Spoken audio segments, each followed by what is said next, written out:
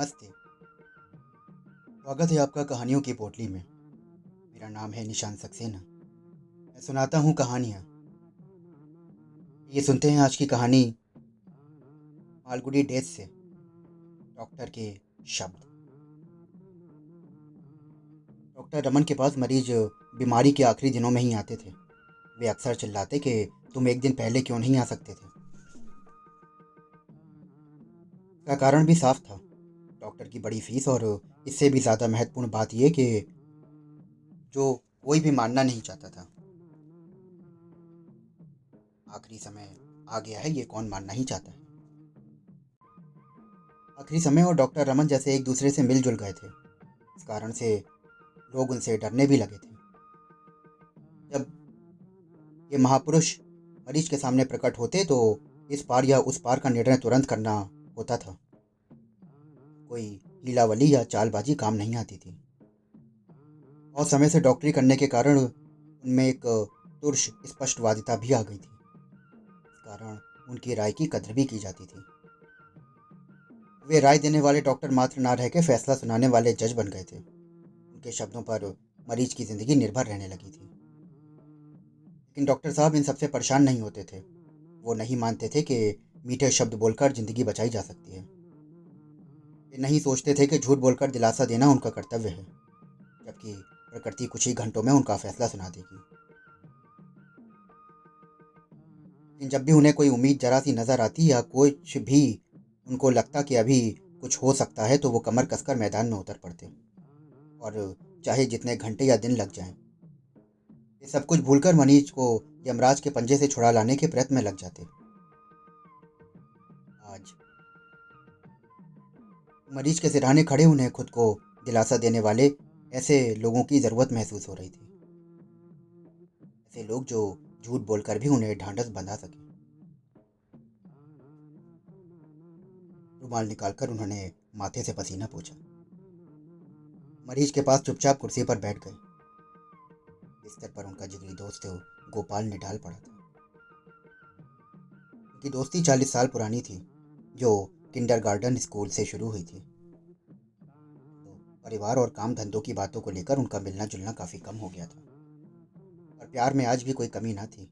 इतवार के दिन शाम को अक्सर गोपाल उनके पास पहुंच जाता और अस्पताल के कोने में चुपचाप बैठकर प्रतीक्षा करता कि डॉक्टर साहब कब खाली हों। फिर दोनों साथ खाना खाते, फिल्में देखते और देश दुनिया की बातें जमकर करते। उनकी स्थायी मित्रता थी और इसमें वक्त और हालात का कोई असर न था। अपनी व्यस्तता के कारण डॉक्टर रमन ने इस बात पर ध्यान ही नहीं दिया कि गोपाल पिछले 3 महीने से उनसे मिलने नहीं आया। एक दिन सुबह जब उन्होंने मरीजों से भरे अस्पताल की बेंच पर उसके बेटे को इंतजार करते देखा तो उन्हें याद आया। फिर भी वे घंटे भर तक उससे बात करने का वक्त ना निकाल पाए। कि उठे और उसके पास जाकर बोले, क्यों आए हो बेटे?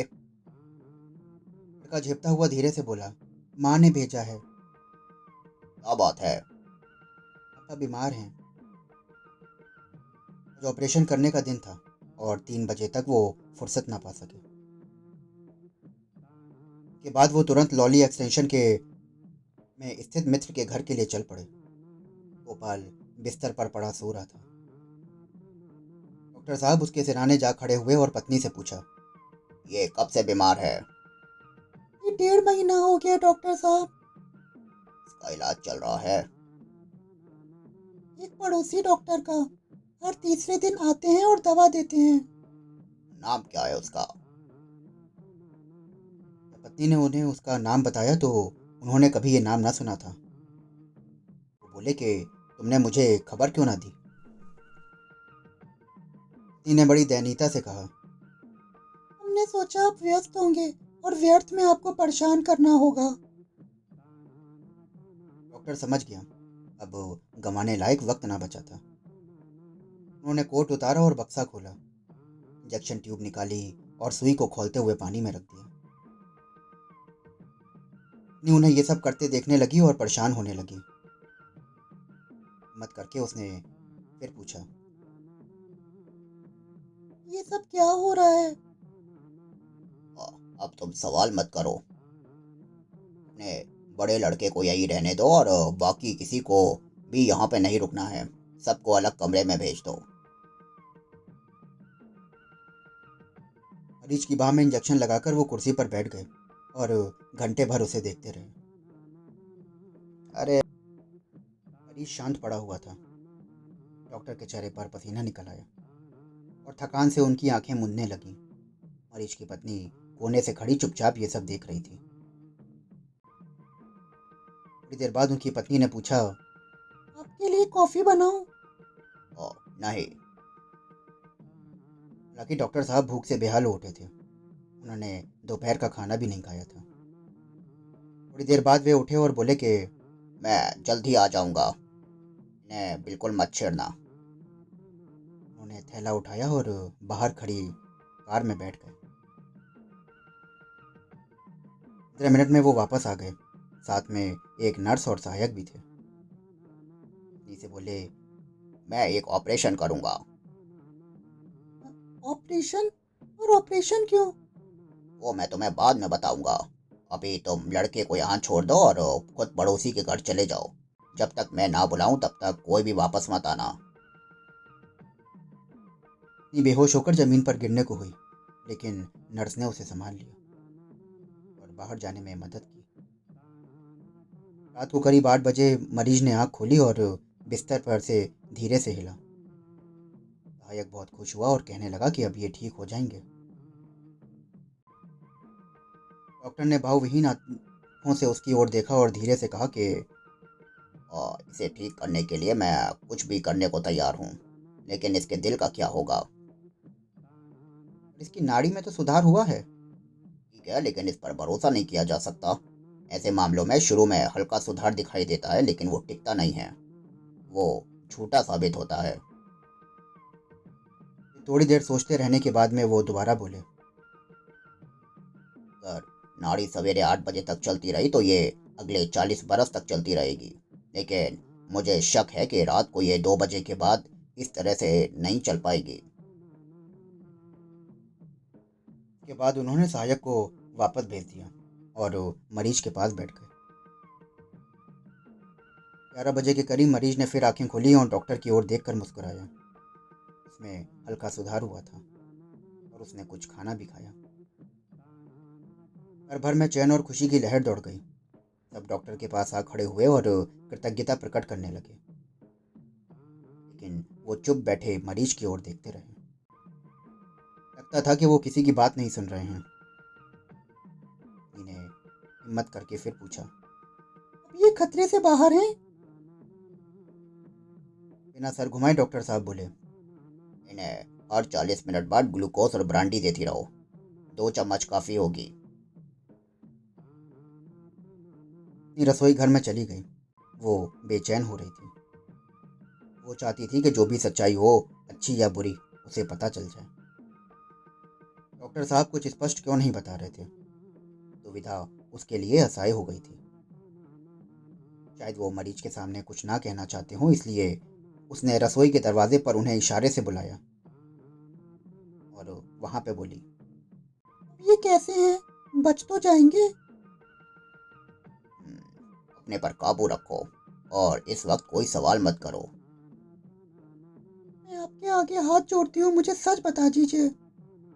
मैं इस वक्त तुमसे कोई बात नहीं करूँगा। ना कहकर वो कुर्सी पर जाकर बैठ गए। पत्नी ने चीख कर रोना शुरू कर दिया। आवाज सुनकर मरीज ने चौंक कर आंखें खोली और देखने लगा कि क्या बात है। डॉक्टर साहब फिर उठे और रसोई की ओर गए। दरवाजा बाहर से बंद करके कुंडी चढ़ा दी, जिससे आवाज बाहर निकलने से रुक गई। फिर कुर्सी पर आकर बैठे और मरीज से धीरे से पूछा, क्या बात थी? क्या कोई रो रहा था? और तुम अपने ऊपर जोर मत डालो। ज़्यादा बात मत करो और सोने की कोशिश करो। क्या मैं जा रहा हूँ? मुझे कुछ से कुछ मत छुपाओ। डॉक्टर ने स्पष्ट सी ध्वनि की और कुर्सी पर बैठ गए। उनके जीवन में ऐसी स्थिति कभी नहीं आई थी। लीपापोती उनके स्वभाव में ना थी। इस कारण लोग उनके शब्दों को ज्यादा महत्व देते थे। उन्होंने मरीज की तरफ एक नज़र डाली और इशारे से उन्हें पास बुलाया और धीरे से कहने लगा, मैं जानना चाहता हूँ कि मैं और कितना जीऊँगा। मुझे वसीयत पर दस्तखत करने हैं। वो तैयार रखी है। पत्नी से कहो कि उसे उठा लाए और तुम गवाह के दस्तखत कर देना। और इस वक्त तुम अपने ऊपर दबाव मत डालो, शांत रहने की कोशिश करो।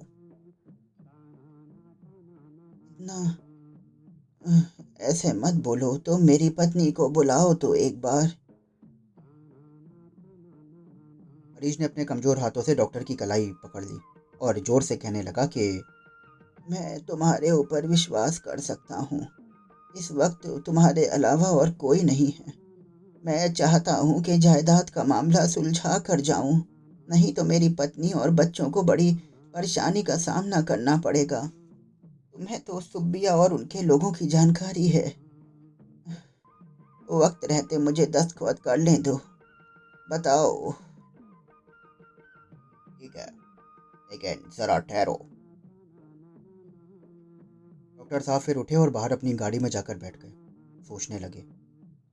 घड़ी देखी तो आधी रात हो चुकी थी। वसीयत पर दस्तखत ना होने हैं तो 2 घंटे में हो जाने चाहिए, नहीं तो संपत्ति के बारे में जिम्मेदारी नहीं लेना चाहते थे वो। घर की समस्याओं का उन्हें अच्छी तरह ज्ञान था और सुब्बिया तथा उनके लोगों को भी इसके बारे में सही जानकारी थी।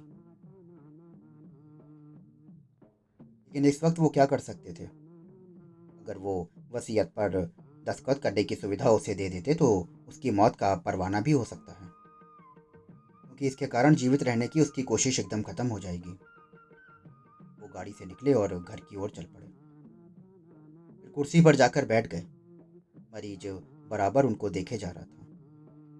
डॉक्टर ने खुद से कहा कि अगर मेरे शब्द इसे बचा सकते हैं तो इसे मरना नहीं चाहिए, और फिर इसे वसीयत की क्या ज़रूरत है।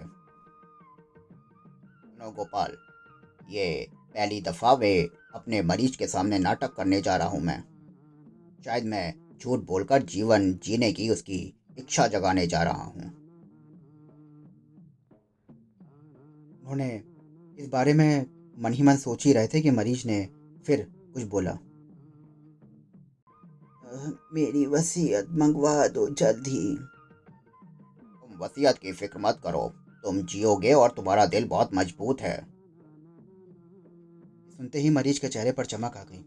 संतोष की सांस भरकर उसने कहा कि तुम तुम कह रहे हो ये? हाँ, ये मैं ही कह रहा हूँ। तुम हर क्षण ठीक हो रहे हो, और अब सो जाओ। तुम जितनी गहरी नींद लोगे तुम उतनी जल्दी ठीक हो जाओगे। मरीज ने कृतज्ञ भाव से डॉक्टर की ओर देखा और फिर आंखें बंद कर ली। डॉक्टर ने अपना बैग उठाया और धीरे से दरवाजा बंद करके बाहर निकल गया। घर जाते हुए रास्ते में वो अस्पताल में रुका। सहायक को बुलाया और बोले कि तुम लॉली एक्सटेंशन वाले मरीज के पास चले जाओ। दवा की एक ट्यूब साथ ले जाना। वो किसी भी क्षण वहाँ जा सकता है, और कष्ट ज़्यादा हो तो ट्यूब दे देना। जल्दी जाओ यहाँ से। दूसरे दिन 10 बजे वो फिर वहां पहुंचे। कार से निकलते ही मरीज के कमरे की ओर तेजी से गए।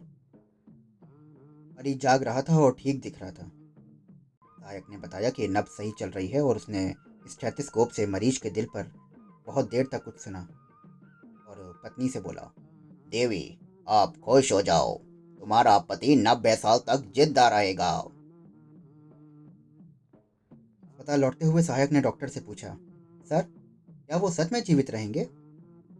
हाँ, मैं शर्त लगा कर कह सकता हूँ कि गोपाल 90 साल तक जिंदा रहेगा, क्योंकि मेरे लिए हमेशा ये पहेली बनी रहेगी कि वो ये हमला कैसे झेल गया। तो दोस्तों, अभी आप सुन रहे थे कहानी डॉक्टर के शब्द। आपको ये कहानी कैसी लगी हमें ज़रूर बताएं। डिस्क्रिप्शन बॉक्स में हमारा इंस्टा आईडी और मेल आईडी दिया हुआ है, जहाँ पर आप हमें बता सकते हैं कि आपको ये कहानियाँ कैसी लग रही हैं। मैं फिर मिलूँगा आपसे मालगुडी की एक और कहानी के साथ। शुक्रिया।